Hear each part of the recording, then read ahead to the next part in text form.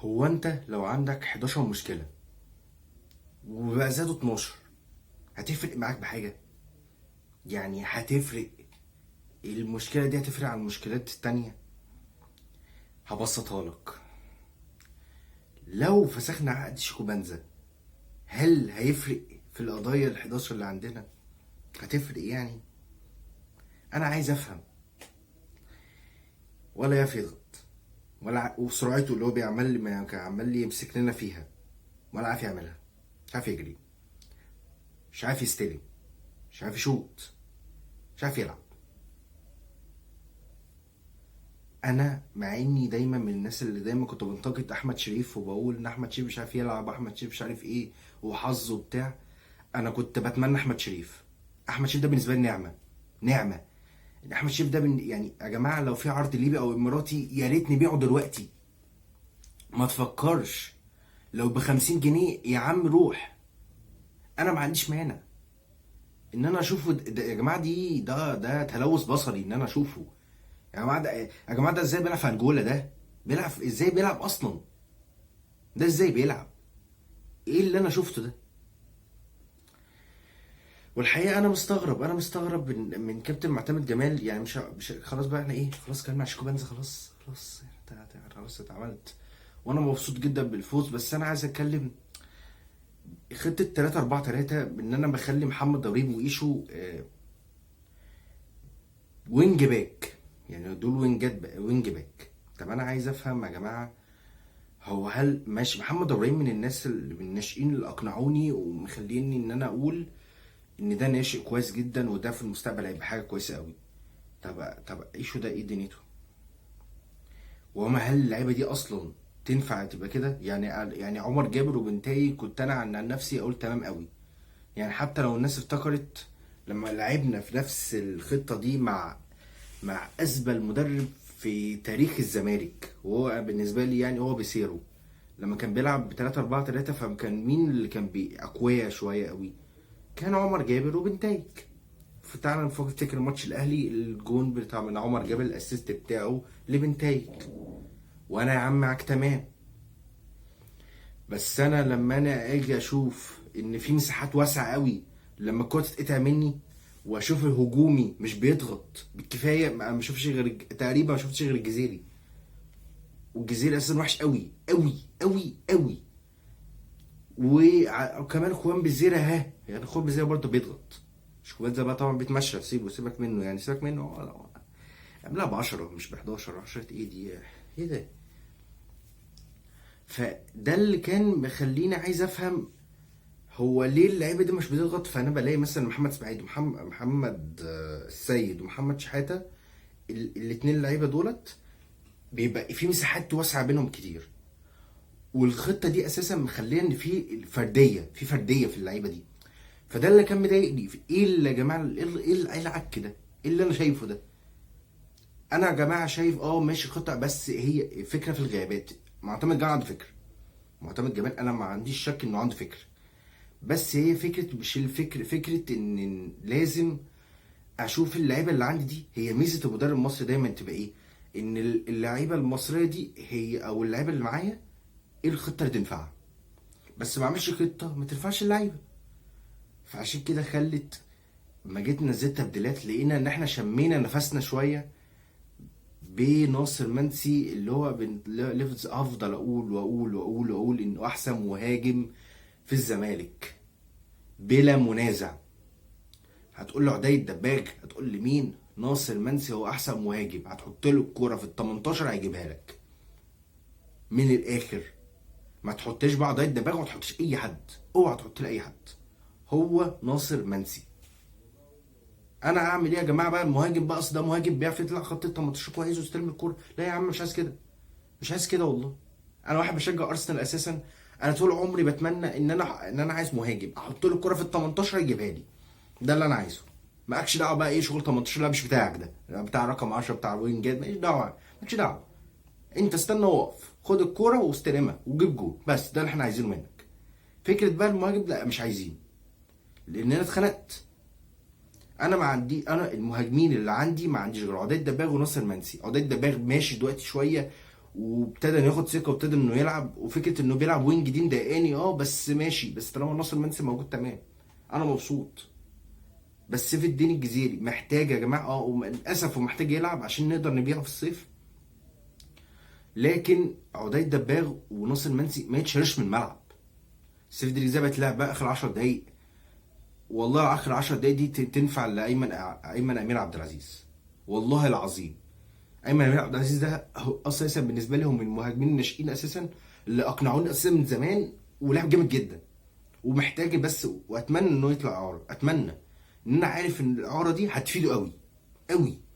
انا يا جماعه انا عايز اتكلم في حته محمد عواد ومشكلته اللي هي مع تامر جمال، اللي هي بتحس ان هي شبه بالظبط احمد عبد الرؤوف مع احمد حمدي.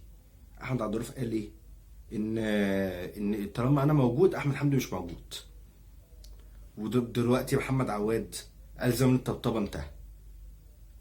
فانا يا جماعه لازم حاجتين، يا تعرفوني المشكله كامله، ما اسمعهاش من اي حد، اسمعها من الزمالك، اسمعها من اي حد مهم، اسمعها بجد تكون دي القصه الحقيقيه وافهمها، وافهم ان دي المشكله بجد.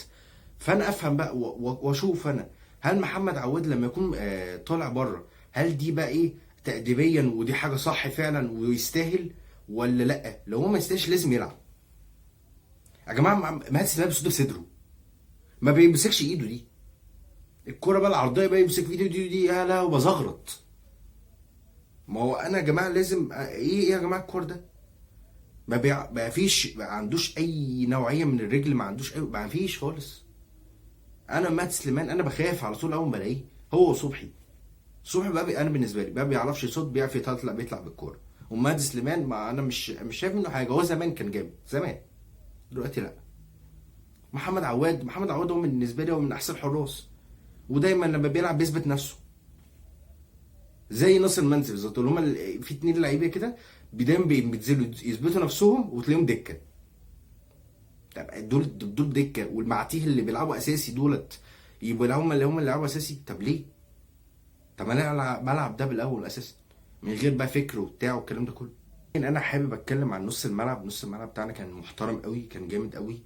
فكره اساسا ان محمد السيد ومحمد شحاته لعيبه كويسه قوي وعارفه تلعب وعارفه تحط كوره، وكنت مبسوط. بس المشكله كانت في المساحات، يعني هم لو كانوا مقربين المساحات كنا هنشوف احسن من كده. يعني انت شفت دلوقتي شحاته بيشوط وعايز يشوط وانا بحب الناس دي، بحب الناس اللي بتجرب. جرب بس ما تحطهاش في السمع، جرب ان انت تحطها بين الثلاث خشبات. انا موافق، انا هنبسط قوي هتكيف. محمد سيد عملها، واي ماليش دعوه بقى ايه اصل هي جت لا هو عملها حطها في الثلاث خشبات. هي ما جاتش دي حاجه تانية، بس انا مبسوط. جرب شوت اعمل، دي حاجه بتبسطني. بس حته بقى ان انا ارجع كره تاني واعمل كره تاني، لا لا، ليه اطلع كره تاني؟ لا انا اقدر اشوط واقدر اعمل واقدر اسوي، ودي حاجه محترمه جدا يعني. ونخش على فقره التقييمات. مات سليمان هديله 5/10، ما دخلش فيه جون. يعني الكور اللي جات له يعني ما اقدرش اتكلم، هو طالما طلع بالكلين شيت فانا اديله 5/10. ما اعرفش 5/10 دي من ايه، بس لازم محمد عواد يرجع، لازم اجباري يعني. محمد ابراهيم كان نجم الشوط الاول، 9/10 كان نجم الشوط الاول، وطلع ونزل مكانه محمد اسماعيل. محمد ابراهيم انا بالنسبه لي في كام ناشئ يعني هم دول اثبتوا نفسهم بالنسبه لي. محمد ابراهيم، ايمن امير عبد العزيز، ومحمد السيد. في ناس اقنعوني طبعا زي يوسف فرنسي مثلا، ناس كذا واحد اقنعني، بس ايه مش الاكتمال زي الثلاث لعيبه دولت. محمد دول جامد جدا، بس فكرته ان هو محتاج لازم يجرب يرفع، يجرب يعمل، لانه لما جرب يرفع يا جماعه شفت الكره بتاعت ادم الكايد انتوا اكيد فاكرينها، الكره بتاعت ادم الكايد جت في العارضه. فجرب ترفع يا ابني، جرب تعمل، ممكن تحصل، ممكن تعمل. اتدرب نفسك على العرضيات، لان اساسا اهم حاجه في الباك بالنسبه في مصر عامه العرضيات. محمد هاني لما يرفع عرضيه الاهلي بيزغرط عشان بس يرفع عرضيه. وحسام عبد المجيد اديله 8، كان يعني على الاقل يعني بيطلع كرة برجله، ودي حاجه انا مبسوط منها ان هو طلع رجله من رجله، كانش بيطلع. الونش اديله 7. سيد اسامه اديله 7 برضه، ناشئ كويس والله العظيم، وان شاء الله ليه مستقبل كبير قوي. محتاج ان كل اللعيبه طبعا محتاجه تتطور، بس هو محتاج ان هو ان حد ان هو يكون معاه مدرب شخصي يدربه ويفهمه، يعني يعلمه واقفه ازاي في الدفاع كده، وهو تلاقيه لاعب جامد جدا. وعندك عندك احمد ايشو. ايشو اديله 3. محمد السيد اديله 7. محمد شحاته اديله 7. كده فاضل لنا شيكو بان 0. كومبي زيرا 10/10. هتقول لي 10/10، اقول لك ان هو دايما بيدي هدايا. كومبي زيرا انا دايما يا جماعه كنت مقتنع انه دايما لازم انه يكون بتاع اسيستات مش جوان. مش ان انا اقعد اجرب اشوط، لانه مش عارف يشوط، محتاج بقى يجيب مدرب خاص بقى ويوريني ان هو بيعرف يشوط، بس هو بيعرف يشوط. فايه اهم حاجه عند كومبي زيرا؟ ان هو بيعرف يبصي، بيعرف يبصي كويس قوي. فكوان بيزيرا اما كان لاعب بلاي ميكر، اللي هو دايما كنت بقول ايه مشكلته، ان هو بيلعب في العمق، فلما بيطلع انفرادات بيضيعها. لا دلوقتي هو في العمق بس بلاي ميكر، فدي حاجه كانت بسطاني قوي. سيف الدين الجزيري اديله 0/10. ناصر منسي اديله 10/10 طبعا، احسن مهاجم في التاريخ. عضية دباغ ما عملش حاجه يعني، بس هديله 5، ما عملش حاجه. وعبد الله السعيد، ماذا بين الإدارة والمدرب وبين عبد الله السعيد؟ دي رسالة مهمة جدا، بس أنا هفهمها في الماتشات الضغط الجاية. احنا عندنا ماتشات ضغط، يعني دلوقتي ماتش سيراميكا بدل ما كان من 2 بدل من 5:30، بدل من 2:30 5. فأنا مش فاهم بقى المواعيد دي، أنا مش فاهمها أقسم بالله. لكن في الضغط بقى هشوف بقى هل عبد الله بقى الاقيه اساسي وبعدين مره دكه ومره اساسي، ده عايز افهمها.